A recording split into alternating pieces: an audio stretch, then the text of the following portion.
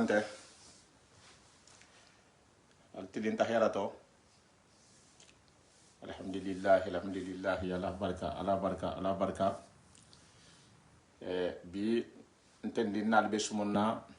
har sumo hara man tahakunto janya mais ha conseiller dondendi ñohomma na kumuta ñoho ya kono et Camara, bonsoir, merci beaucoup, frère. Et merci beaucoup. On a invité normalement à Hakankela na Oustad Baleti Omar Diawara, mais malheureusement Omar Diawara a Hadjama Hakematra parce que programme le dunta Nyohom Boudoula, wala hake bi nala na mambo. Mais tout le monde ni altahata kitiala parce que ça faut nyale non te ngabi programme le fo mais altala man ala nyini donc sini nabe nalale barbi ntendim ben profiter là ala ko nala hana sumo hanyo hakilo la yirwa et puis bilan fananke bila momonti hasumalien ala ko ha ñohon la long isa lo même makombe progrès be kekam be takan ne nya sagin konte kekam be takanya kuli be nyaaje kan abe fahamu kan hausa bo fatan jonna hasabo fatam masula fonni siriyala ha atelu sabu nyimalike wo barko atel fanangi lo comme be baro men na jang ko fo barka halal woto almi lo fe parce que kontel la hadiali khashia mo ho beti almi lo fe ko mo hodo kutal hagwalien ko sate la hagwalien ko bun ko no la hagwalien almi lo fe wola mais be ñon fe le jang ko ha logique la sabati logique mo monti khato nya dema mo nani menga kan ani wo hakanne nkana mo hodla saha satema nkana mo hodla saha bunkono ma nkana mo hodla saha khabilo ma ngam hodla saha alanya silanya ma wala tarambe kirunu ni haje ku shiaba de na kul to bi abibe dunni nyohonto wo nse mo hodla saha a titre le mabi mo hodla bala ko mutar nyame anala bunkono anala sati anala khabilo alanya silanya ngajun to kulula ntel hajun tala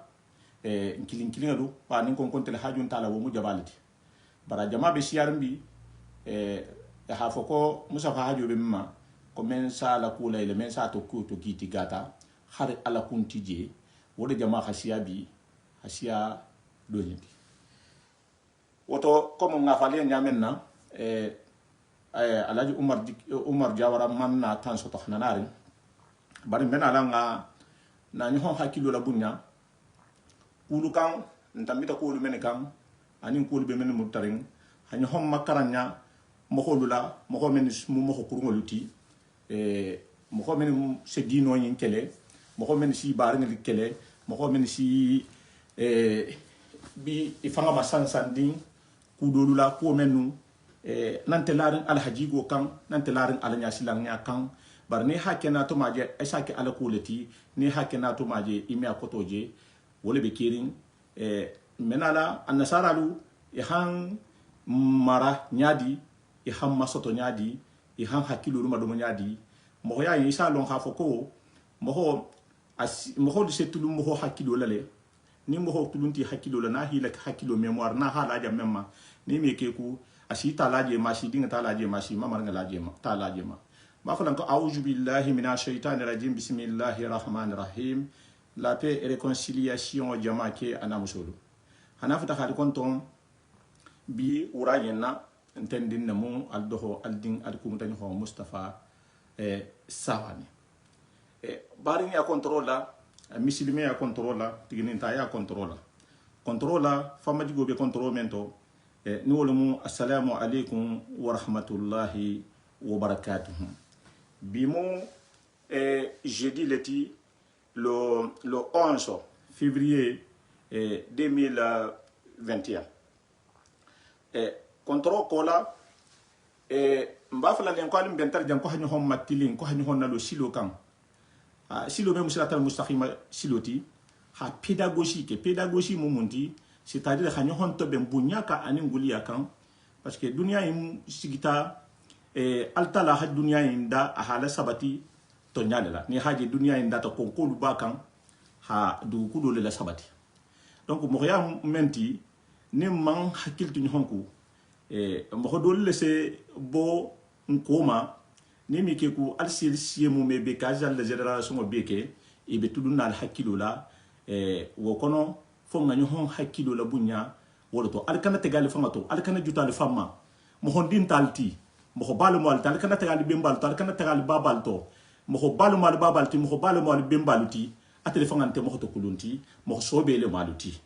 benala wole don dinya sifala ni hon nyanjang ala ko hambi ngatu sabatiri na tonya kan tonya ate mo tonya lati bar fania nyabala le fania kata nyaawnya fania le mo ni hante de la génération wala saha kudo trambi de wolbe mutarin sobe la wolbe mutarin seriye du la nyamenna bar tumo menna tonyan titi intelarin al hajiga kan intelarin ala ku kan wo shiaman de bata gurujabi wo shiaman de bata buru habi habe mumma tonya atemu tonya leti ni ala hala nyini mbadu kontonna bari nya controla muslime ya controla mbargalu mbada mutala mumma halu mboho kata moho wo mohoti atibabu afata fin ala handa hinna laluda moholuda men me hinna ala handa moholuda men me atafanga ala kumakanga me iman late ala fangala ala handa muhammadu rasulullah kimma sallallahu alaihi wasallam ko hana yitanna ko hana kila la simma katelimu alati kabeleji muhammadu rasulullah sallallahu alaihi wasallam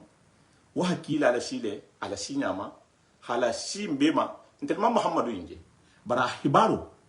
hibaru ngame ndungame akumo men na sitamma ndan haniyata imma ka hamen fonyen ko alamu alalati in shontalo woma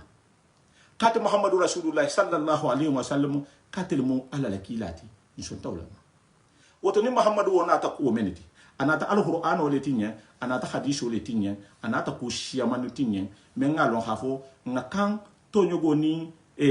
ni la barulu ngakan wol bola ni honto ani mo holi se siginya men na mo hoya la ta ma nyamen na fan ko to bambante mento bi nyabala dino ya akelera be sigiya bi hala mon kan ha ben fan na fasoma ha ben bun kon la fasoma ha ben ha bi la fasoma ha ben sa te la fasoma non toti muslimi antoti wo mu kukutalati nte nimbe sawana kunda di mala bimbe be kilila le alnan de ma sawana kunda problème ne be ma fali sen de ma are sudurla baranta yi tala mo kola ko sawana kunda la hasiya beti ntel la hafisa beti la wakalla wo manke wo konala no ha hakil ma domo adam tata min tombe men fola lien hafo génération ni nga fo kemen ko nouvelle génération intel hajo batelu la le mun nan tel hajo batella naka tanyame na ninta hobe kala wonyale atel tamo sinende al se sini na sabani adi al na le kafnyo khula al na le fulangan al se sini na sambadi al nin tagarelu mo homenu imam hero ngane mo fu yen fuitelu mo homenu ni mi ilo nyamam ben isi la fili ini almetu adu ini telefona mena la panna ise kisaboti isi la fo dunia yenna wallahi ima alkiyamo soto nyabata man shedulu siyama la jam wala hakin se karamo ko kili kenan ki hana su munye ni la barante ala ko la hana al qur'ano kan fonye hana hadisu kan fonye wala mula metati mbargalu bi ni ha dunya la sahay kha be la saha isalum bi khafo ko to nyugo abi do yara le fana abi buru hala le fana ni al hala ni mo masilam me woke nyohom masilan toti ha nyohom masilan wo banta de butumu keso le be mutarin e ko men na alifa ko to le hakke so mutanyame ni ko jayin ko ani honto ko keso le be ko wo bantare ko keso asika mo honya kije ku le mafali na kuma mafali na foloto alifalu e hakke so le muta e hilo e kata lonnati ala ko ki ha pempen tuje hi so ba bela ala ko ki ha pempen ke ha beke wala hake i ha to holu soto i ha dara jolu soto barbi ntelman no fu ikela bi sen na din kurunya folo ta men na din kurunya folo momenti isen teleje bi man ke se fu manda nganan sigi jomma mbabalu anin bimbalu ila alkramo lukan e haje mo fu la din kurum baro le ke se mata baro le parce que njetti babu du jamen naten ni nyimbe hi sigi ki babalu ki bimbalu avion lunti bala te avion lunti taxale sannaw moto lunti borlaw bato lu meta hajiye kan bari i babalu ni bembal hamenke i fanan nata bulawul le noto i hadola kan i ha renforcer bi felenti nyaaje technologie yi men bela nyini mi sigi hatu ko parce que i babalu batayenke i bembal batayenke ko kanyantale bi ni hawoje ntelu fata finnabi mbe retrograde kan netu meta hanya mbe batal sigi mbaba kotolu ma mbemba kotolu ma mbe sigi ni wolu ma dron meta hanonya abe barabali abe asiyete keseto ime mo hoje CV be men bulula ime mo hoje men be balula a halaro taybanna c'est très grave woto atel du ngolu système wolu al kana son al habalu système wala al keso muta al wuli ni haje tibabulu hantu koma i han namar sanji jabi ben namarli ngena lo système dole nyasi fala lienten ala ko ha lonko moho nemi ke ku moho si barajam hay hafaha gunda wato e hafaha moho ndi nyafa nanto moho le soke himara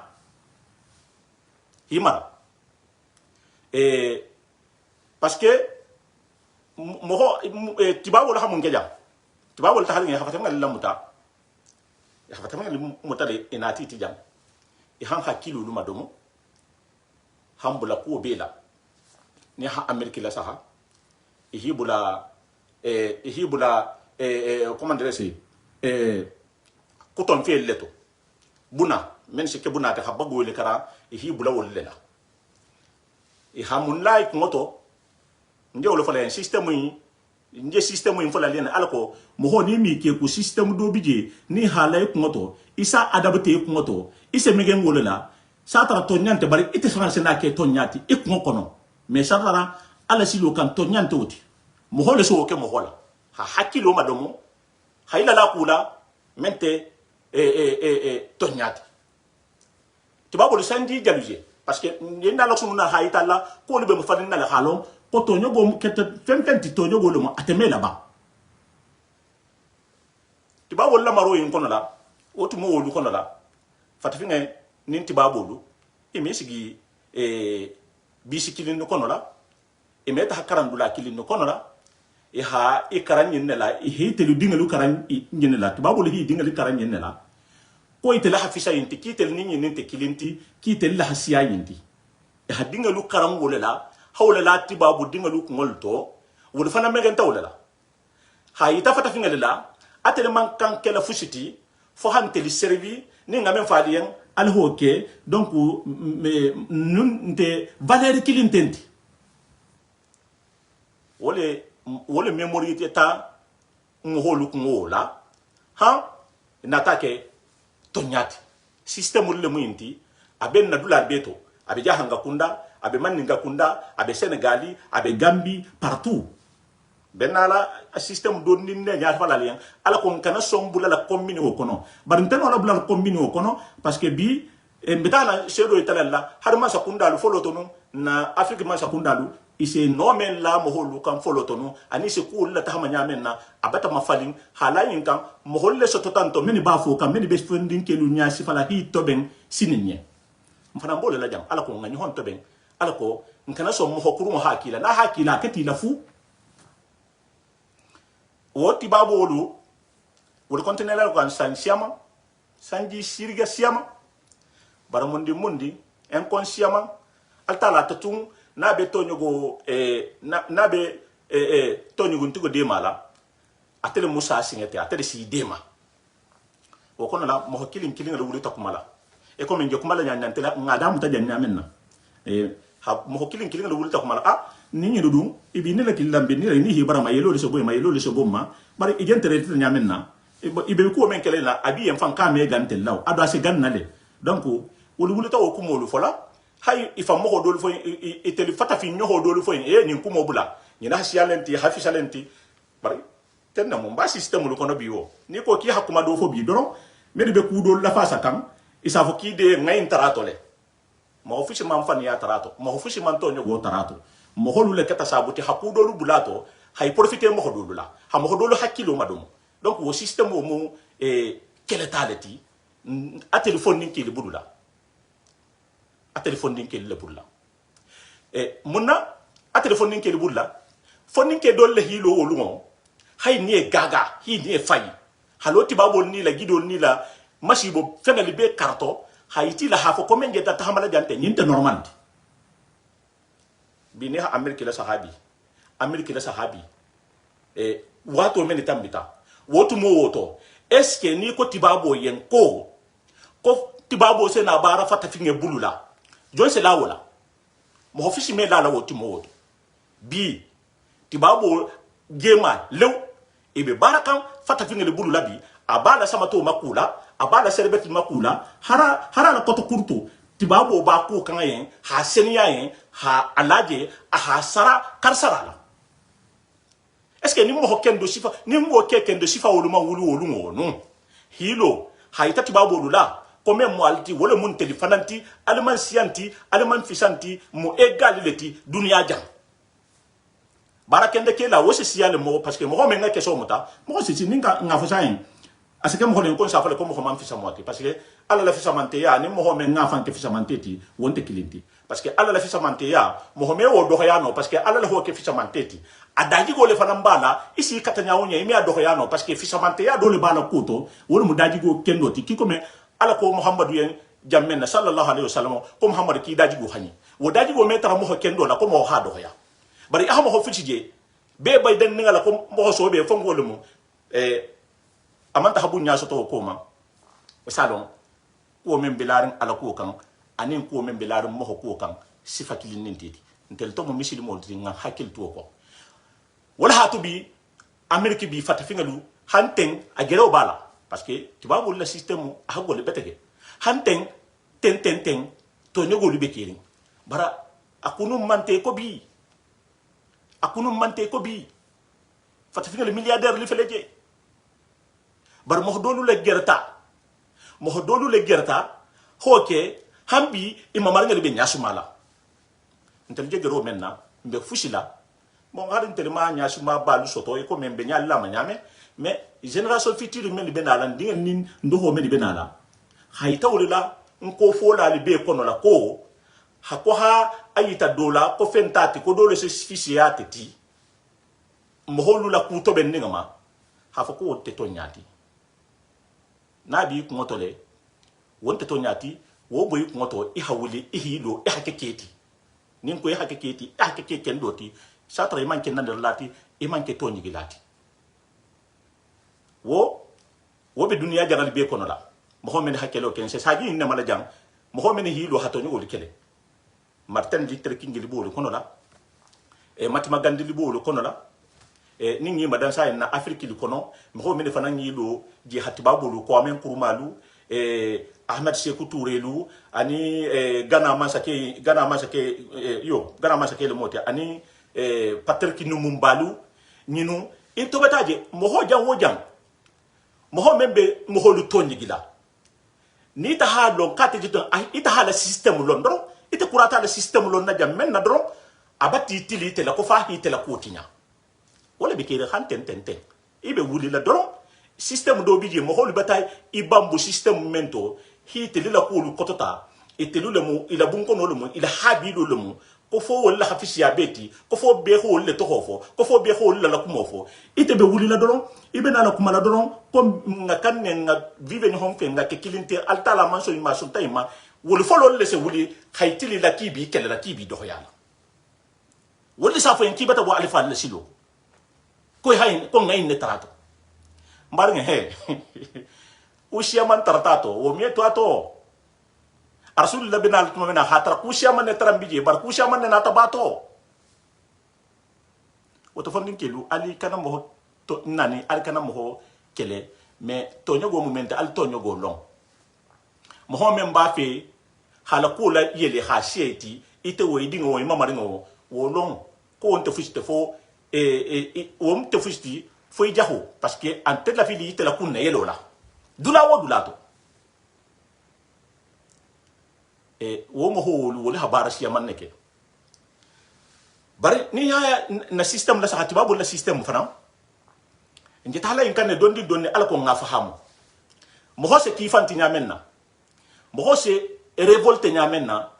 hato nyugintungo mo ho men beti kan to nyogo kan abima silanna isi lo nyanyadi afananse la silan nyadi asilan nyawo mais atel dalti la silanna system dole bulata je men ngake ime hani akelela ime hani akumo fola parce que ibe o fola dron atel ni mo men be system o kono don ibe se wule haloy ko ibe se wule haloy ko bi nenga na research sur la sahabi ko men betang bikan afriki mba fo kan ko signir be na kan dondi afriki man saya tibabul le tata hi sigin kun naji hammara hambe ata tojo go kan eto wataje mo holu se mo holu mara nyamenna halon ko normal inteo bar system lem na system bla taje doron ali soto taw tali megen to ko na la hole susu ya hole fatelien isaje ite sena ke normal leti ngam hole jele be jon nyala sate dolula mortani ma fa ngani dulal to tarim mohammed na ti ko bo jon nyato tellement ke teli soto taw ko ne megen to ko ne hi babal tar wole ko no la ibe to ke normal ti mohammed hakilu hawje hafo ko inu ni fa nga kan kele le fanti ni fa nga kan ne parce que to nyogo le ji kante bar tellement ke beta dalala men na ti ko bodula e telefon al trambol kella ko no ko telu ko ila kila na mo le mo indi wa mohammed be ki tella na mo le moti e to beta system je ni megenta la isoto tato e megenta kono sa tara normalinte bi normalinte sini ala kunte bi ala kunte sini e fana njibula la inako ko ngatar le mbaba be inkela bemba ba ke kantenne ñohon tromper lam ñohon majage yalam o système do bije ale ngolu kele na société lu kono la mbarin ke mana musumal bi afriki kunu anabi maso men trambe afriki foloton ibe bala tibabo le la kontima isa fo nyale ito be warna tibabo la kontima wonya wotumo ifana mbe ntelu marlinge itelu men jentelu marlin wonya hari dingelu ni benta fushima wo mu italeti ni keleta abe gwali telela isi bula problème fananto masaya be kela maso basa go kela bo bela asake dile ahida ahifa fushime bato mais altala na be to nyugo kelela to nyigin tungol le fanga seke ha to nyugo la jarabi langa kele ha to nyugo la jarabi langa tobe alin na jam fa hamude altala tutun ahafan ahafan balle to nyugoti altala ko le tata fanga to nyige kela bar to nyugo yimengendi na be to nyugo kelela ase jombula to nyugo kelera kele nya to benna ase mo hoy na fanga bula to nyugo kele nya to benna mo ho men fanga be to nyugo ke kam biya dunya be technologie beta bula nyhomma bi folo to maso men se mo holu kuli ke mo hol lay dama bi amekeno ni halagene la saha takamene tambita ya bi la saha bi jeunesse nyante na site nyame se boy se manifester ni bot ya ici la albolita masakunda salon hafo ni mantolo jan sai faida ibena la tele sabuti la hanna bonna masayala ya hamen fo ifana nje dole bulala ifana nga dota ala ha continue wo kan wala be kerimbi folo to dungonte kerim folo to ni botanu ki beta hala vengala masakunda si mota si ko lukila si ifa haje mo men ni kar ke fushime bato bi nyanta wo bo kanto nyadi kelle hilo ala ko hawa système wolu combattre parce que mo holle mo ibe to nyogo be siari wo dondi wol fana felaka ya hari so la sahabi mo be mo holla kuninka ntali fele janje ko mo men na san tanto yin kono do ha fo nyen ko ma muna fan soto de parce que muna fa men tartala nse na wolu kan sayin dondi parce que hakumaten na communauté kono no kuma nya ten ha mo holu sensibiliser man dalina nyanda ha kenu mo holu se bodam face à face i nyante no honni fushi hina nani hi baba nani mo holu hasa gitego folima kola ka hamu subhanallah Allah abata no ala abata infama foloto wole be keri non parce que mo holu man dalala ise bo soto hinani ise bo tiloto hinani ise bo saho ma hinani l'air fu hadi a visage couvert dunia be nyabila mo holu ha ita hila wakan hi mato hakan hi felicitaka e mo holu dumbi men so kenu idum ngi sembo banne alhamdulillah rabbil alamin billahi alamu alalati ni tita ko fushintila isembo banta mbata itila comme ho se malule na e habo kenato e habo ho nana ni ha baba nani aman ku kila fa ko men ko ngato nyogo mani folo to wotara mo normal let e habo e hati ho nana ni ha baba nani mo hola sa yima to hola kam bi jonse okete ma fa kela ntekeli barataram be ngame na folo to anto nyabi woto nyana progrès ke parce que mbata ita woti golula nko ila nani rolo ani malgré kolu wonta kela kontel be indabula la nte sa gilan kontere kilela on avance mbata la nyala nte sa gilan ko afanna ta koenye anata maludulaje parce que foloto amia malu amia silam parce que atifana trambo nyale barana ta sa feda même foloto wonte sa inko afanga hoja afanye bi mo holudu itunenta bi isa monke no bi fa ino fo konti koma hata fo konti créer mo men bota kenato face à face hatuli na la hatuli do hayala hatuli sabote hata ko beki afanga jatula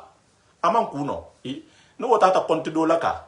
to fani yala mo mala to fanga momenti ala kele ko be lola ndadi fona kuma konkuru sa fe hina ni wonya avec na to mama kuno anu honinga le kuno la wo fana beta ita la hafo ko fana mu kori ko dole mo fananti kuriye ko dole mo fananti munyi wa kan na encourager la hafo ko importance même de kumo nyini la ani ha système dolu dénoncer anafa dole jendi ali lo atele mo dinngati dinninga man kan silanna parce que ibe to nyogo kelela ibe to nya fan fola ibe dino la fasala mo ho membo au contraire de kele ita hasilan wonya mo ho memman silan alanya ita be silan na wolanya alanya silan balo ya hasilan wonya mais nana o ke fonni ke do albe entelu de suile le ko billahi nana o ke albe de suile le quoi ma fala ha monani tongo bolale ada kana mo do ya tongo bolale bari ha itala ko système dolu be kiering kunun ko c'est fini to nyogo ta ma fo système kendol ni xam harmadi nya kulu prince en hakilito anto mo ko sala fili jam dunia jam al kiyama fana se ke saboti hila fili ina se tahilo face à face itaba mi dan ko pouvoir ni sembo men bala jam ina be lonu face à face taru be bolal be la altala nya ko to jombe ni misala itelente itelemo oto alilo alhi toben alhakali fanti bi reso so ni hala saha aseke mo holian kante muna fankela parce que jamma dula belete ni ko kurunya se kurunya ke nteli jam kurunya nte jam ko len ko ha kata nga génération lu nga li sensibiliser psychologiquement mentalement nga ñhon toben do se do toben ne parce que do bije ite tumbe kuma la tabe silande ko mum be na la kel be na la kelaten ne ba kelaten ne mo siaman ne ko tuta dino la fasoto mo siaman ne ko tuta to nya la fasoto bar wo make ki habako wo make ki habako arkana bon kono nani arkana bon kono do ya arkana sate nani arkana sate do ya bar mo hokun wo mo hokuru na la halon ko mo hokuru wala mo hokuru wo mo hokuru na la halon ko mo ho shifa wo le mati fanto bale mo fanna fisi mayante ale mo ante kesoto ante fusito ay tala kabe to nyagole to ay tala kabe to nyagole to bini hasate lu la saha tibabul hira to nyagole ke ngati babul la to nyagole fo wala hamenke bi réseaux sociaux la ni hala sahabi blogueur même be bijebi même be kuma kan jeunesse lien bi jeunesse lien khayla hi fenge alkoy meni bisilandi hila hani wo bata ke bi han ibata to nya dulaje mo hol mandal même foli ibata o sharia ngal loy bata ko lulong bi mo ko men n'importe quoi ki la bi masakunda se ko doluke non fushman bato bi masakunda fa me awo ke bi na ha ke bi journaliste li se boy be chauffeur lu la nyante mo hol dolu fa nga inke journaliste li se bobi khayla analyse ke ya ko mo sa fe man so ma adinga ma amusuma ko ma folotoni me khani o kala barbi a se kele fushman bato na hafan yala fo be planter le portal kam justice nyame la ta ko justice ata ha makiti je bari me abula no kasila woto ime ana no woto ala baro le mo parce que ite la ke commence le mo ite ko la ha ke kita kan ni la isago kula baro kala moholu kunna sa misilme ya sariya man so ama fushi man so mama wala ha ke tumo men na man so habara nya sifa wo ke e bi moholu fele nti journaliste li fanan fele nti bi presse be kerim bi kunu ngo 30 je foto hayta la kombe ta kanne dron tibabol sago membe afrique to no e fele madite anin dulalto fatfinga li mambata wul tahla hakuro li mafayima hadulal fenge wom kulleti progression le bomba en face kentel nyala mais kulle moti petit à petit parce que be singa be me bulano jito nyaku kilimma mene be hanyeren wolle se dolu fanan na hani lumbe be nala abe banna afrique be kala afrique le tati wo benari wo lunga benari parce que ndinga be karankam e be technologie di karankam e hayne ila karanyina no harin tel be mbaludu anin na fatinga la histoire hata egypte nim fengoma e habe buruha ala ko kunya kana jentel la koma ala ko kufontel la hatu ko bar mo ho ni gerta isenya ta ho sotole fatinga tel hasala no ni hala sa antel men bijante harin kan jahango 80% ni hala sa antel men bijang mbebe munna mbebe bara se bakili ngalla c'est pas la peine ngo foja nim fana natale nga karankul nyaani nga technologie ni nyaani nga bungulol nyaani nga ingénieur nyaani nga boulanger ke nga kulu ke ni ko bi jahango mo hojalu be jambi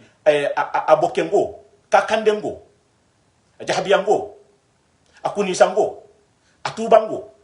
aminyangurengo est-ce que santan kono mohomu hamme bo santan en kono ingénieur be men kono maçon be men kono mécanicien be men kono est-ce que womun na satela womu évolution le tintel la jamano ye sinu wala hayneke sinu wala sandanta ko laten sinu wala lagne même lagne ti na évolution ha siya tatile barbi sinu wala ni américain le jatote puissance la mondialement wo fatanta barul la hitaro korondo hakulu nyanyini bi tibabul batalo hafoko ibe toben linde bi butum hafoko men se ke fata finga de la foloto no isita ho men ka afrique no hi sago ku ke ye komen sa ke nyamen nan wo bantale hay fam ko france afrique e fanga de batalu wali mafali fanye hay batatara ça fait assez marché nyamen nanum ame marché na wo na sai ahmad lebena ko taten ame marché no wona sai e bi fana ni hala saha ustad naam voilà admina di ise fari be bakam barula le man prepara kamma ustadio bari ela ina sagan nako mako nga parti ni kilina tambi jang inshallah sai okay ni ha ala saha to nyogo men joti mo ho hakilo sama domu nyamen na ni han nafata finna fanan na saha nafata finna kulu kata moru mul tartaje kulu siamane tartaje mo hol la mo hol masiti hi ke kudoti bunyaka ani nguli yaka wallahi royal tarambe europe ja munake royal men tarambe europe ja france ja royal tarambe ja hi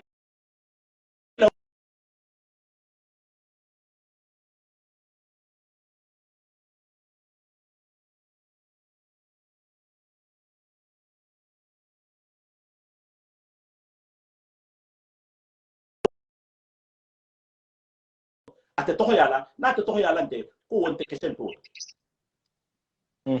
mo holu sabo mutata malu men no mo holu ho keleja bar ganni ba ma sutola mo si amande fa bar wo manke kendo décourager de wo man muso kendo nin ke kendo décourager parce que ko len tele be fa halale bar nyinde ko mento nte la fa ho ni wo kata sabuti to nyogo yimbanta woto manke jifati bi mo holu masiti dale dulanke afrique dula beto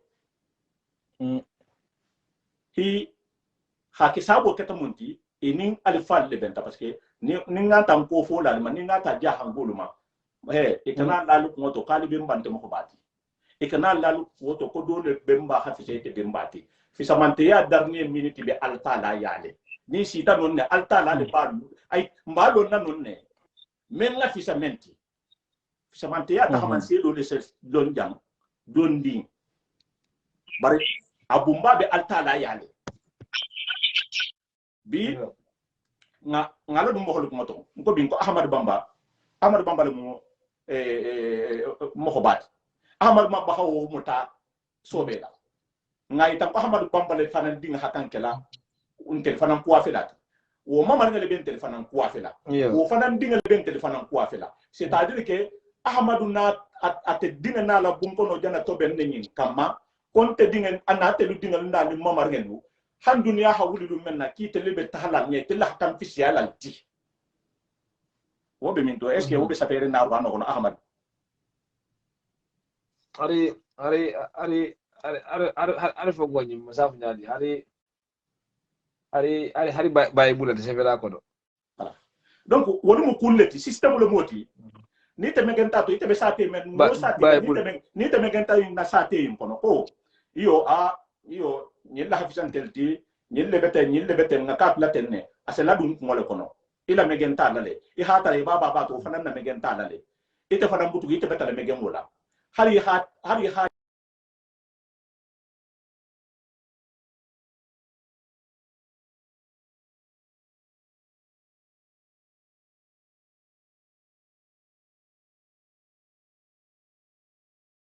je ko je adulani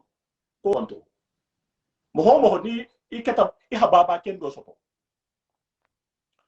ihababa kendo soto ihabemba kendo soto e comme ngati babul ta ko janyame na sai wolu baba kendo lu ibemba kendo lu wolu ha adola ha avion to ben damta dola ha negoso to ben damta dola ha mobile to ben damta bara ala bankata munti mo nata ababa hamenka bemba hamenke ise bulawole kulu no ma habarkala woto khale semente ya hambi njemen kono bi nta kono meni hafata finala sa ndeta munti ni système client mo progression tato parce que ni ha progrès ko mo fodron wobe dol la intérêt touché la wobe bun kono dol la intérêt touché la wobe sape dol la intérêt touché la wobe habi la dol la intérêt touché la donc intérêt o mbata préféré comme le système momento ngato to har nyata hantato parce que ngatara wole bato har nyata hantato to ngato to nya o meke asike mo hole kibe na alpha bad le konto ke ba kendo men ala fo han kila fo a hasale ka hasumo ka halanya slambaru ke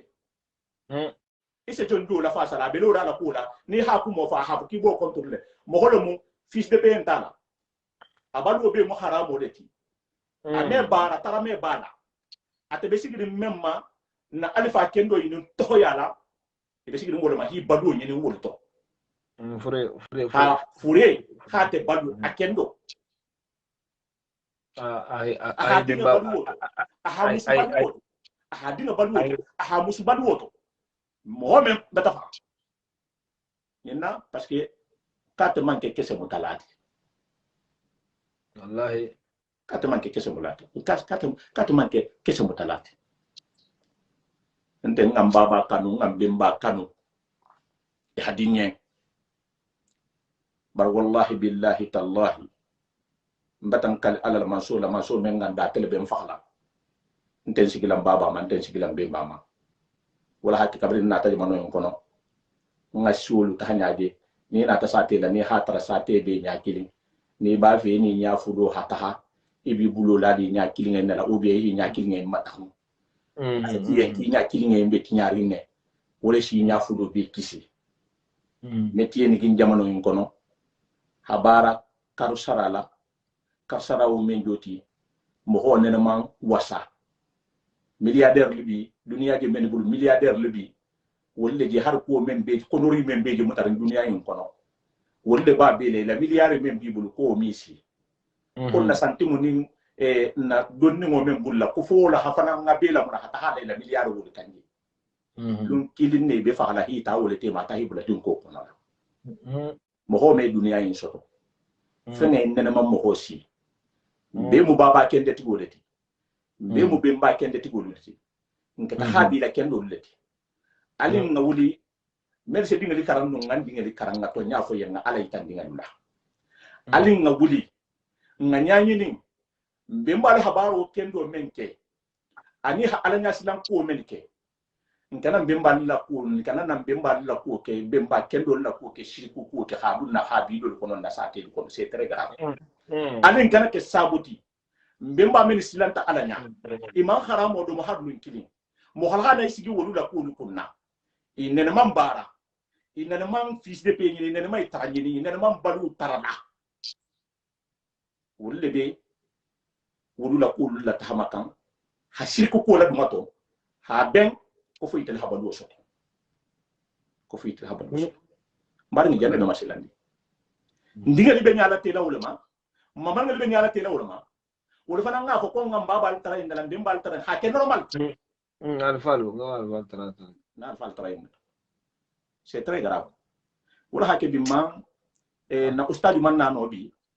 aba ahmad batana na okay program to min do temano no program de ne fengel tembi umar jawara bar ala ha ke fayda buray na darne minute ayo aha la duro do soton okay donc wala nata wayda wala nata ken ko tunga wakali parce que système on ngana na kunya yidul kan ala ila kidla kombe mbe gero menna abe tahatan ne nya fahamo be kiri nyata ho be kiri ngawuli nga keso muta wala mu kesoti ila kumoli benta be ta ku kan fana nam ala madara hanni baraji do inshallah watu daiman ala mari se kulon kumollo nam asa ko fana fahamu kumollo nin ko man ala mari be kelle ko subu nam ina me ko kara ni man kuma iyen indalo be mu karangati isa sadaro ki anya sife nam bado wasabula mo be ngalo ko ila ko imbe gari la ande diari yen ita fan jenya ita fan longo ani baro men konde ande diare wol daiman wol fan yani wol fannin ko imbe fahala ko ba sabo e fan me faale ko sabote ka nam ba dai masiki yan ko jar fan ni mo membe sabote fo kande baada be wonya wata mo wilki linda faka nam idul mo dan tan nige to men ngal go be ko inde diari yen imma ibita fa hasidiya kan wala ile nya taw be ko nyin to be bo jeri be hasidiya be fongo ko kamma e baje la ko isa sabote le ko nam ba ila bunda do ngi kili men fan ko wala mo ibe men foka wala dul mo fingel la kolu nam ngi kili wala fan ko wala dul ma nyandu ne la ko moto te nam dul mo finna kolu usamu sasan dul te barakala nam al sen fa ko mo fo nyamale nam parce que déjà mun nan ko de barakala ni lon balol mi place lo lon na mi place lo nam wala dun man na nyo fanan lon tugu nam yalo ta hano de nta tano la awa nin ta halon ko nyi malo nalon na bije ngole tambi yin ko nyi na pour nyin kama bese wullo nyame na santo masuto nam ita man santo ita man neti katono neti katla do bije jani ba ma gumata la hama busanna nam al bihi idu ko to al ha pour ha net bulo masuto nya fasine to bulo masuto nam bana ko ba ko faida atul ba fungo al hawle al ha nyayi ta wala men ngalo ko faida al sina net ningi soto amesi de to fangam nam awan dollo ko libe o nyale mel ma long wol man la fi mohola man la fi mohojale nyaato men ngalo nam awa men fana malon tugo ni wol fana ida bambanta ibajele ibo bitala nyaato wol fa be bulalo mo ko tugo defi ma malo aw yina mushkila fonga lonne ibaita malo ihalu ipilasi min do bay malo men fana ngalo fana nga pilasi lo alin bi hay fana alin bi hanyo fana pilasi fana lon tugo nam ni ngan ke don betale bari mo fin kunda afele ko be koma nam wala sa istuwar do isa ko yani amud an-nasab nam kitabu al-mati ya mo fin istuwar sa nyasifa mo fin la istuwar nam par sa musa sa nga istuwar ngali severi kitabu to menna nga bikitale nga efasi nga sugu kurufure nga efasi billahi hake ko ni asulu ko hanne fa toro yo lundo kidawe mumulu mba oto bakaranga nam kabar sura hake ningi do haja akonye ko kidawe ko amud nasabinkiyo ama fitike ajaba be sugu kuruflo nyini na mo finna sorbe jambendi nam atara janna aba mayele maka kabo sugu kuruflo itare na wada ne mata be efase akomo ne ko efase la jelta ngon kono kidam katato leti awa wa mun fondul mo finna koto nam akon dul mo finye yani noro jawya yo ndo fanna finye botononde nam noro jawya buke dura fin soto lo sabula nam wala mo findu ntijewo ba de finga noro jaw de fin dul boto mo ho mendo de fo noro jawya ke doron mo finnat nam awa ko annabla nuhu wati min tufa bate samu ani ham ani yafis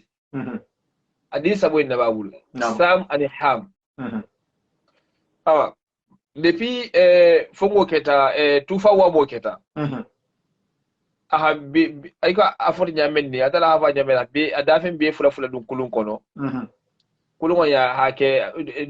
dafen dolbe koto dolbe kan nam amin ba da mafure ko wo adata u fana ne le kulun kono nam anada fa je de jawati men tufa wa mota da ha kulun shi da haramoto wala bi kaba bi jamendi akoye ko mo kana tanta yeshi da musoma ke ba ngani men aja se wanya men mo fa ko nyalte nam ako mo kana shi da musoma a de be a hawo fo shine adinge do bi je sa ko ham tada si ala musoma nam de bi nuhu boto kalama nuhu had adanka kalimi de mani yo finna kalimi de mani yo finna awa anata dinge sodo ke wona da fin ko mo fin botonon ne nam awa mba de be ko mo fin ko mba noro jawya dula moto jele wa histoire fote ba histoire nya sifa nya asia ba pour ngada ko mo de nya betege ba le flafo dulu mo fin munna alim beten mo hogeli felete ba ko yin kanjante ni menga mello aja ali ya milori kanne menga melo le beji menga melo la je adu ime hani yedunku idun da ko to je ima karake ba formation ke so le to ila nam ay karanga la mu wose mo ya sabba karanga fa na halba ngi fanni gula ko fenni bo homba nam bada adul fene bi mi nyaadi san ibe alfa ko me faram fokante alfa ko inde maje bi ibe mo le dungiral be nyinin kay fay badi sigi ki ime mo la karanno kitabulun nun tibulu alfa la silu hammendi la fen fen muhammad bi labi ko alfa la kolo ka hawlu makeniya alfa la kolo makeniya mo men barata ale asonta alama ye ita nyanda hawlu ko makeniya wahala ko makeniya afa wafanga hala ko makeniya tumo men na ba to da abe baluri asonta alama alaba atala ko innal ladhina amanu wa amilus solihat أقول سيجعل لهم الرحمن ودا أتلا كم هم ناكسون تاتما آمنوا تنقول وعمل الصالحات أبارني ما فننك أتلا كو سيجعلوا أسنا كيرو كي لهم ونموليين أتلا سن كيرو كي لهم موليين يعني ودا كانولا يعني في ودا في قلوب العباد هذا سنمي أكنو كي مول سنمي كون نعم على سهادي أتلا كوني جونسون تاي جندرون أتلا كاسا كانو أسا جبريل كو كار كانو نا كانو جبريل سافو سمالي كو كار كانو كاجي مونا على ها كانو نا كانو أكنو سنا جيبا بانكوكا bar mafo mo kurun la hasakano mo kendo be sakano hari maje ya to dor me sakano awa munyin alfalo ko getenne ite ubarkanti tela ko fanyanti tela ibe fewo fenda ibe lunya da harmonic le banyin kan doron hagante ila doron kula da hamo soto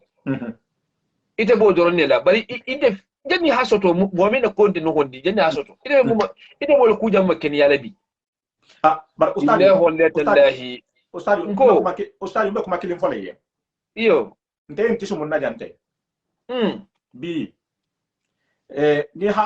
القرآن ولا كياها إكمتا القرآن ولا إكمتا حديث ولا إكورا تفيو وبكمارين كو منما بكمارين تانو منما ما هو فلو من شبو بي هي بارو بيبولا ني هذا سها أفريقي بي ولا بورين هم هولي كلمة كو كها على لكيلم بحياة على سباتي ولو كها فولين كو وحبيا كو وحبيا ندجيل فوليته ما كنا نجد ندجيل فوليه ni hay na saha mohammed be system in kanten ko wahabiya e telefon ibeta ala ko laji ibeta ala qur'an laji ibeta hadith laji bi wala hadam ti tele budla bi na manke wahabiya kulati halamun kam mohol be en ke kam e ni dodu babalu ibe balu isiye mo me man wahabiya ku fo isiye mo me haramu to kuke isiye mo me man dunu to kuke bar dinnilamu mamarinilamu italibe sigiri mu mabi bemba wulu baba wulu la alkramo italibe balula wala ni dum na ta alqur'ano ti ina ta hadiso kuma kan aluti italibe balula balunya wo me maten alqur'ano man so ma ala man so wo ma donc pourquoi be lor mbi mais ana alqur'an tuti mais na fusiti wahabiya yene be kedi mo hola anga janni fahamu ustaz me ko bakilin fole nam yalo halabadi man karanga ke a kilo bunya jawjal ko bakam meto benno namo nyin kalimatu wahabiyya malon safon nyadi abele ko example te hilo molte yali sate be halo ko yali sate be ha orobel to holon kodi iyo yalo harata ita ma orobel je isilanne wonne halune ila baro mele iyo awa ita ni mo hodo be sade ko ina wata bule jonde afo ko orobel la muyindi aske ila orobel kuba kanyi utiliser jam ha ila orobel kuba kan baro je aske ita fan kunna mu ita kunde de pour mun kam mai haji gwa mu holle nam pour mu holle hi me feyi mo pour ita ko se continue nyame ha ila batarante ya se continue nyame nam أتى سبحانه وتعالى أكو نعم أكو وخلف من بعدهن خلف أضاعوا الصلوات واتبعوا الصحوات نعم فسوف يلهون حيا نعم أقول فخلف من بعده خلف خلف أتلقوا إبراهيم أني بمكندل من تنبي تونا كوما nimba fole jammin le fem ayu fole jammin ni na kumo ento wala mun na alfa kendo nyudu mel halo ustad musa sawane man fellon halal yinin kola نعم imam fellon londo nyini ha soto نعم imam fellon nyin kola hamuholu daji go do hamul kan dinola نعم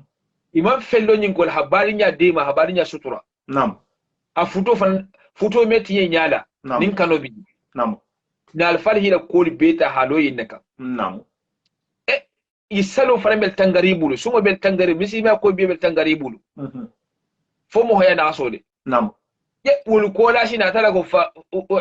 min ba'di khalif ako wol mo kendol kola min alfa kendol tambirin kola khalifun dinkurun wal nat نعم dinkurun wal nat wallahi ako khalifun dinkurun wal nat نعم ni adala subat de bala fen lonne dinkurun la ako aha dinkurun na baro keta bonti bu ngi dinkurun nya khalifu ako adawu salawat e salo yebebe نعم usamu sa ini sila siri nyoon kanten ti min genseng sumun genseng salawatu tambi alkunna salawatu tambi akunna mawla da saloki نعم sumun genseng te min genseng de dora sala wala sigila me genseng goru ku sumun genseng asara ala sumun de asal dunya ko sumun de salawatu tambi akunna manta amawla saloki نعم atala ko nyaadi tugu ako debe ako yesalo yebebe ako wattaba shahawat ni dia ko libra tawko usabu ya sawa ni binya sai hekanu ni binya sai ni hakuke ni binya ala hadu kidala mo kildi ni dia ku mo fodoro ni menga dia yofo wallahi menga dia doron ni ko sa ko moro ya manyi ita ko wahabiya lam ni ko geno manyi wahabiya lam muso ni keme fere mun kono wahabiya lam muso mi abulo di kema wahabiya lam ani mun tugunte sa fanya di awa gaburo fana ni ba konto ne sita e do furele wahabiya lam ni be kuma kan ba ni to ni dia manta be mu wahabiya lati نعم adala ko wattaba shahawat ni dia be jawja ni isi faide adala ko fa sawfa yala hauna hayyan wulumanga ni jahannama wulumanga ni adala ko wajib sawfa jabi amanke taswif wotide yalo taswif sino sena yani tanfis wa taswif نعم sawfa jabi mana wajib adala kabi fa jahannama ta ko ni fada al halo yinka نعم alinga hakilo to nyimmo hojulu to dinkuru wala miti نعم ni dia ko lo alba hankuru fulen ko sa tala yima ko dimenda ba ko i mesalo ka wato le salo yebebe killing fulen jo fana ko ni dia ko don na hadiye nala haylo mo homen da ko to asaba no fana bar ya hayti jago jam bar lantiti itebe sigiri mo homen ustaz ni ko ni dia ko hadiye nyimbe bol ko do botuko i se vashi ni maba fola ni dia ko yi adara ko ibe bula ni dia ko don ko yani wataba sahawat ibe bula ni dia ko toron nako ni dia be jawuje si fayde نعم wala sawi ta da debi hal bulu fayda ko fo ngota awa bi mumbe kerim bi al fala kitabu karan nyande karan nyaadi e be safi al fala majlisu ne sabatale nyaadi al fala kulo men tumburu kulo nyinde sabatale nyaadi europe jamba afrique ba o fisi mi sugula mu ngi sugula al fala ko ma kenya inte fenyinin ka foto inte fenyinin ka foji fo la fa inte fenyinin ka fo musunu ngurngel ne man to nyafo be fanyala fola abete inte fenyinin kan fo himbe katlu kono inte fenyinin ka fodo le itashi ben lori amam ban halaba نعم do be itashi lokoto نعم ali nga kuni din kuru wala meti din kuru wala meti hari be berala man sabo din kuru wala meti parce que munga munne be din kuru nya ko maga utiliser adala ko khalfun ko din kuru wala ke ba kendol noto الله اكبر din kuru wala mu ha mo ha ila balo be bulkata ita ha ko horomol kanto ita la fonnin ke yake sunyarola yake fanyala atala horomo yo kante minto ha yatala horomo ko bi horomo farsa ita da ni ko horomol kanto ha bara usa ila jam be fangare ne parce que ida ne ko jante ine mo men se horomo la mo men ata horomo defande la mo fang men kata horomo ko tin na mi do ko so horomo defandi usor mo defan men baluta abalu nyama aman su nyarke aman kalbante yake iyo marata la tarula aha musu hakko ahadinge kulu ahadinge karam ala lo silo kam nu wo ko alfa dola silo alfa dola baraja sifa wala sabatila wa hakan no kala de wala wa kanne ide bo hola tangala idin be faydi janna e musu be faydi janna idin do be kasina janna e musu do ni do be data no to janna idun do be problème to janna iten te isi kalama ita hana fo silen ko fo ko horomol kanto ka ke bala horomo ko horomol kanto aske fakini mo be honna idi jobe fitna ka horomo koto ite ni jobe honna idi jobe nyonni ba horomo idi jobe honna membi to fokisa namo ite ibodula mallo ibodo sarronna ba fi bodo liberal mo mi bodula lo ita na mi da ko horomo namo bale fage ga fonya usawu sawata mo be ngalon ko ala dinnin ya wato mannon fo meki cinomma wato mina abalu da hakilo soto nam wallahi ma wallahi amma adala koko haramu ya amma fasiya ko mun da ko fonnin ke yalam haramu ay ibuson bala nam geno ay ibuson bala fani ay yani ay tunya kholo yek ko hada tilima ko de wana dorogo bani fugula bala ko horom kanto minto ibote minto ibota ge mala fo gene talaba ibota gene talaba ibota sunya talaba so ko ta sate ibota gene talaba ibota sunya talaba ibota salbali atale namo ida bota sate jama na folo no fonye ba ibota albatu tale fi dum fanna kan tale no fonye ibo sate ninga wolo sai sale te be foka ko men na c'est très important wori ile mo la bule ko namo fay bo de gene sate la alla ko baka tunga je fo haage ya nam ni ko gene sate ma fa atugo wulde jammen de nam ne fe men fo bi mana atugo bote minto yani abote minto ala sima ya kun folo la ani wati mena ko ingangula abodula ni ala ko ingangula sate abote sate jamanna ma fa da wulu sate de ala ko kuma fa nam awa abote sate jamanna ala so lamba fo sun yaro lumba fo geno lumba fo sali yebe bo lumba ate bode min do wala fodo aboda albato dingiral to ba aboda albato dingiral to atuma albato dingiral to ba hambiya ni sa ko bi kabe ko gangula itala mo ko mo la ko jinki ni ngalo ngabo dula lo musa sa pourquoi mun ndemule la ko yalo wo je ejana men fo yalo ni bo la kendo bala ejana men fo men fo do ba na ho fo na se no fa nake ni bo la kendo bila wallahi c'est pas la peine mo di discuter lo c'est pour les ko horomo koto pay ngalo ite fenyi ni ala kola nam ba ite bo la moro ba tan fonnin ki abedo tinyanaare sunyaro faninya geno haram dumo kalabantiya imi fa atala ko haram ye kan e go fonnin ki ala be kede kede ke min ba ka alhamdulillah ite ken na koto ita hada bi ta ko horomo kanto durgo ba fansi ta kan bunga si kan durgo ba bunga si kan munga fula si kunna munga tasbe mute munga c'est pas possible wallahi usa madama nyimmo mo ka ko be mo nyante avancer la imamo geli hiba ko siwal malo har man se yalamu ni himu de geno to wala ile histoire ko itam fu yangala di imike man sat nam parce que mo ya fan mo dino ko surtout dino ko anke mo manigo ko mo kasarenge aske mo no ko nyante tarlo o place la mo no ko nyante tarlo place la ifan tenga ko ma junna ni afo ne sina ko ise mol dani se mol do ya la wonte ni mbiyo mun dol kun golati ni ibe place men foka wole ni tigi beje bel na fala bato bari sérieux ke mo nyimati junna wala da dino ko majhulul hal wa min al halu man ka me kal mamoti munna jankani nan ba fo jankande aman lon wala sa ka me almamiya nam anin fa musulman kele ma mallo ame almami fi halun ni fan halalo mo fo ja fi hol vola ka sana ke mo almamoti bal mo men ke jamallo ko me kal mamati pa almamiya mu nyatungo yal mengalon ko a symbol habu responsabilité pale wala mu awa ni dino fana ko nata dino fana te fana kutiyo fo mo fana fo ngala halu lonne fo ngala halu lonne alin no wasa almun de mala ha hamman ta ben tare amina ha hanna fahamu din kurgo illa kol amin alo ya fa kuma fonya bade din kura dala ko khalifu fonya dala ne jankal fu din yo ngalone yes ça na dala fonya do tumbe la do tuba so bro kuma ka fonya kana toro de fonti kuma nyala alhamdulillah ma sha Allah insha Allah khalifun ko din kurgo wala sa ba fara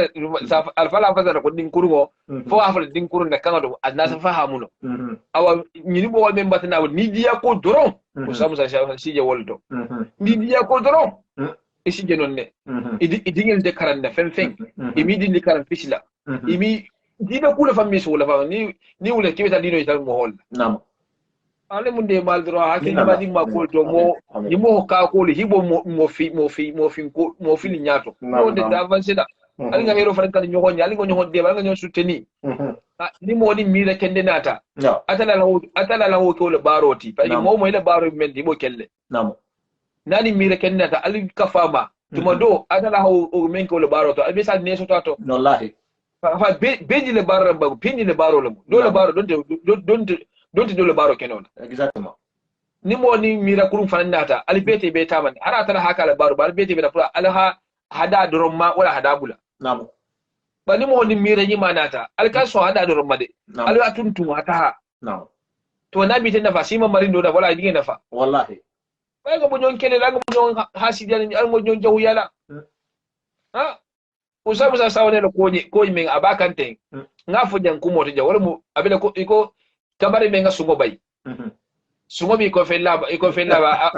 akosu ko kali man tele saade kon tilo mo boy ko mo boy ko fan tilo mo boy ko may ko so ni ko fa da ka muta ko hakilin tila yo woni fami tabri ibi borla ibi ko fella woti goma banna ke ko kan tele saade kon tilo sa banna ibata me ko di sumole hakela fengele ta fayda hibori ali bor li fayda haje ke ba ko hibor nyam nyam ke ba ko ke ka ba sa ko ti ki beti do la sala fanni ti do bi ko ba jere me volen telefon jang fanni ti do be bore ni ala hala ni inshallah ko ni alta la kar fara ka bento be dan ha hanyo hon ko to bula hanyo hon de ko mo ko le meti kutula mo holula billahi wala meta ko lab doli ko dolu man kan kelam dolu te mo bati dolu mo hon ni nga do neti te la kan ni kala dolu do man kan ni kala dolu la bo système yi metu kita dula lu to tahari ha dolu ke mo to kunolu ti ha dolu ke mo balu ti ha dolu ke sinfol ta ha dolu ke sumolu ti nyimbe mo hon dolu la tobe doti voilà fabrication ko to be nyamena altala hakula nyame ni ha bo nya seke mo ko leti mo ko ni ha ko nya ni ha je binna communauté afrique ko no to nyogo be jamme be to be tinya ta be batati na man kurati nya na beta jampa parce que antelari to nya le kan antelari to le kan donc buwo ko na telari al hajigo kan na telari to nya kan ikana silango ko denosela ikana silango ko kedela donc ni ne sen tahanya al ngan dingalu mandigi wola alin telefon hani hon mandigi wola nga transmet ndingel ma ko be bu bunya tarati har kafiro le ke ba fanan be bu bunya le tarati har mislimente do ya tante mais tout moment no ha anya do inya to khafo katal hafi seyti no mais usabu fi zaman da koni nam nungonda na alfala to sikindele munna ya dino isondo dino memma ya jawri kitabo ko jaka ko haramu ngena nam ba nimmo wala banta manke fenti ana ta famu da fenti fi zaman tal sabula nin fan kawo famu nam awa womo wasifa kuma kawando te yala ise mo kawandi menga an yasida do di soto kuwa nam beta ko fanto baya manyi fi zaman tal manyi kawo famu manyi ta holo wala hame ka manyi ibi sabatero ka tugi ibi fana fi sala moti fangala wulunyala mbala ifala wom kule mengalo hat imi isiga imira nimo hole kitala be kele ibe kele nyadi tata ita menjo ka ita fanga sunyaro la imbalu nyante de la ile sunyaro la awa amosifa ni ha moji ja wujandi wallahi summa wallahi kawando nyinta ko ni yafa watu ni ya ako sifa kumonta ko yafa watu wati hakili ma sada men fo bari me halo do le miti ni ya fo indro isa ko hasido le mati abe kulle konturu abe na konturu awa mumu ko yimba sotin na wato yinda parce que déjà mo ko ge no mani mo ko fanto baye mani wasunti ya mani bana fi samanti ya mani idan be fi samu hota mani usam sa tsawani ake yini hasidiya ko kam sila kilinne sanaria na wara hakukuru wala kene ya nin ko imbila ko ne la hada bula ko normalement wala ya ta tara sada bula nyamen ko di ba naje nyimo wato hambi abi profitel tugo ko ina girafute ku girafurin ba tara ko min haramu ya mo abokan ku girafurin ku masilan nimba hambi at ita ho akko wala ta masila ko fa hawla daga amma iyo ba ha daga da masila ha kuma ba fa ko kita ma hasidolti ibe mun kelsi da nyimbo da naha fanto baya naha jitaran nafa fanto baya la ifraga jitaran nafa na hayir me ku hayil maku na tiga fato la fa kawon famola ifanga tiga fato la fa ya mun tay bulu folode na hawuya ku ya wuya ku awa ni ne njiro nyime bitaka tema abina je ne le fa ma je ne la albesi na bulka yani ita ba kele ba ha bulka isa sa bulka fa yo ba ni mo afan to bunye ma wala mo afan da fisa banta yite hambi ite be son din wala ibi fan do khayaro tigo en tugo una tala hibo tugo bulu bari mo tobi ita tumbe aw c'est ça ibe kuma le système ben kanten ite mo hol be kede fa me ba fa le ko na no nyi tuje ngay tarato ngamun tarato voilà ya iko ni ya heroma yo kolondo muta ni biya dunya ni daira heroma kolondo muta namo yalla ni halabadi ma alalo namo wallahi summa wallahi ame mentar do sinemba men bulata do sinemba te ba fisilo mentar tato men bulata te ba fisilo namo baya ate nyabe mo hollila yo madama mo holi ken maro ba sembo bunyarata kan dro wolni na be tamala wala namo wala ku same fuka mi ngatarato afanya fin altala koko haramu ya ita hotara haramu yata fanto bunya wasunti ya nganya fanaf samanti ya wo haramu tale bi kunte irisina fusena ki mo ha fanaf siyeti mo ha fanaka la jayde kan mo ha ababal wurgin tayte kan mo ha be mal wurgin tayte kan wasunti ya kan nganya kan itisa kita hotara to ita hotara minto iyo tara minto be wol fola ndata le bunno kono wala hata ita fa kunne kay wol fola de e kana fa kibe kitile mo hol be kan ki atara to le namo ite be kitino mo kan jadi ni atara to e mo tara kudo to ande sonni wala o ita halan fo so sonni e holonne ibi da fere mila ni mi mari golo ete mari golo ete mbadi ngi ngala be makini kilni namo altala subhanahu wa ta'ala hambe kanyanne namo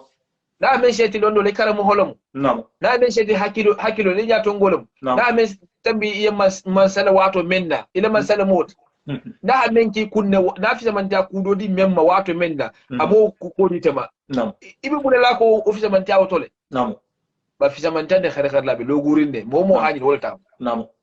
ngakumo da jamol me boka baralu la ta ko barka ngabari be konto yimbe tale ila ba inshallah jara hari nganto bennu afaida da ngani nabi to ajana be wato dulu fa hanana re mi to ba kama hanin da fara wato dulu parce que ise dulal de sama walun quoi inshallah ala mo baraji ami safo mo ila mo fara nyede faida keningi ni sugolo ko lo doro nyen ko yiyo ngen mento hanja men na ni ken ba to korila awa banda inshallah ni mo ko man kori men be kulula bi ala tala bo ala hamen fo alquran ko no hadith ko no ni ala son tawo fo la bi jam inshallah c'est be se continue to do par ta halo to nyaata sala parce que ngakunu jele mbata kunun je mbata bije ni ala son da sinin fanan be kala nyame na nyaajo le la Allah hawlo kunu be kere no bi nyaaja la wolo pilasin ti labi ante kerim ji wala do be son ni ama do nte son ni ama men fanan be son ni do fanan be son do be ta lula lo na ha fo fayda ko le be ko fo ngonta to donc wala men de son wala sia men de son ni wala sia wala men de son ni wala sia wala pom i son wala kala so wala ite be bende me kete fa toba wala men de son ni wala sia yo kata lu wala kata ya to be ya la kenya ya ko abi mala habisa sina be kala da non non non c'est fini mena la ala sido le kan hana misli kan hana bari nya kan hana ngan kanya no matili wala haji donc satra man profiter no honna inshallah ami ngasara ustaz musa ngada nga ko ngote awa ngembe ya fotara be bulu inshallah kumole ko tanala bambangala inshallah amanke ndi parce que amanke ko ngal marale wala nafla kubala al kanne ko yalla mengal biya go falha do to dala wonti non ngala wuli konto diala kamba nin ko infannan ne toro kuma wadu ya goliya wadu ya feya parce que déjà c'est kuma kan ne ko ile toro asna o Kenya la kuwa nam awa alama dinge mo halama dinge ne kuma lafiya kuma ko mo holmati nam awa ul naftenga kuma wonyale ba tonya keso men biji alingo muta nam awa bar kumo Kenya me ya fotara data nota ya mentoro nam ba tonya keso men biji alingo muta ningo muta albe da hala nin mo muta fana yo yani besi nsabu jadi ke besi finja ko do fido awu besi bema nam awado almu kishilo man al falmen tambita ala ibarta alaye nam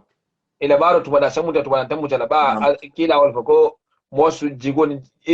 jigi yesila bayna khawfi wa raja jogosta bulanon ibe jigi atal nemo la yesila ala ya katonya nam ni jigita atal nemo le betege dura isa kondo gua nam ni sila jawta atala jakolo fana sai kunna gua isa tuñim fenfulo to hi pesa nam na fal keta wonyale ila baro mengalon ko be jigira mutola alma tala hakiye wonya ibe silani menne alma tala hiki sama gaburolo alma tala ha nora alamun ni kafule kila kanjoro do sallallahu alaihi wasallam alma tala nemani hafaro ki alma tala nemani hafaro ki ya barani ma menke ha notu alwonnoni alma tala ha makenya ka ni dia dun kelu ani khalif yani khalifun barakan tangal mengal ko batala iba sansan kan amin alma tala hi bele kore amin allah alma tala hi bele kore alma tala hi be ko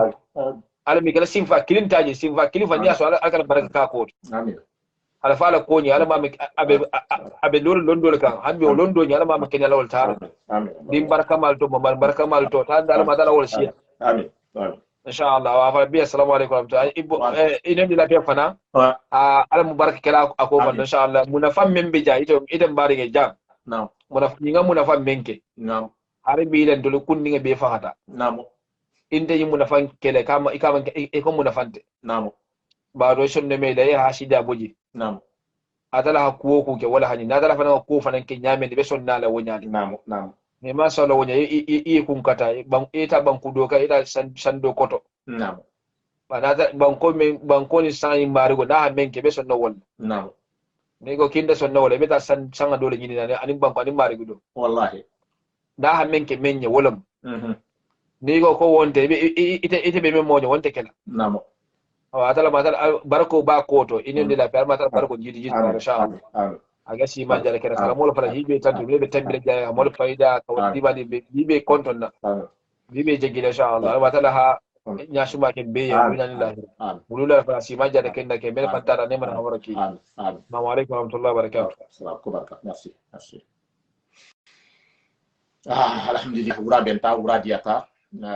nyinna mo nyinna sotota bi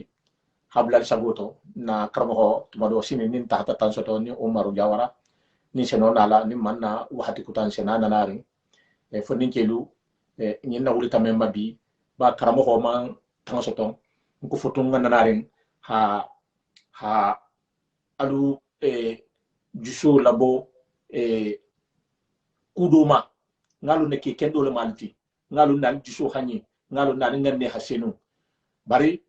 moho ila droit momenti ila droit moti moho I hakanne ihi famma digi moho ye moho men na hakam moho I hakanne ila droit ihi la devoir long ihi la droit long misilime ya kono dan nasaral ta kono abe kono la moho dinge wonte ja hango dinge to wonta amusumato mbaba kendo lumbe mba kendo ibe kata alala moho leti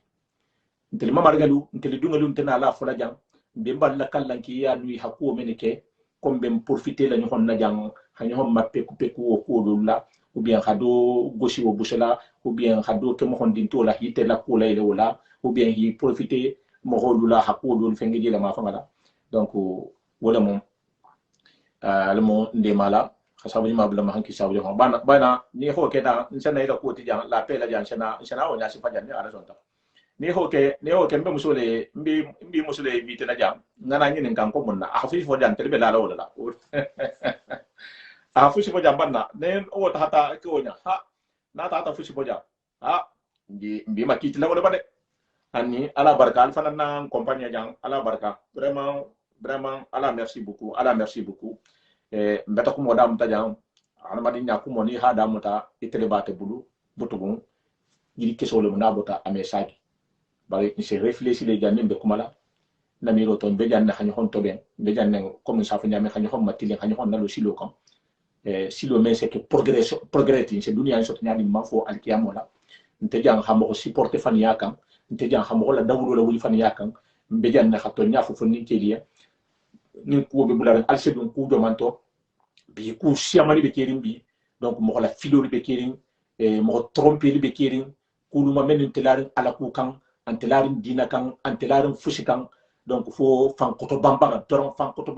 fo godo voilà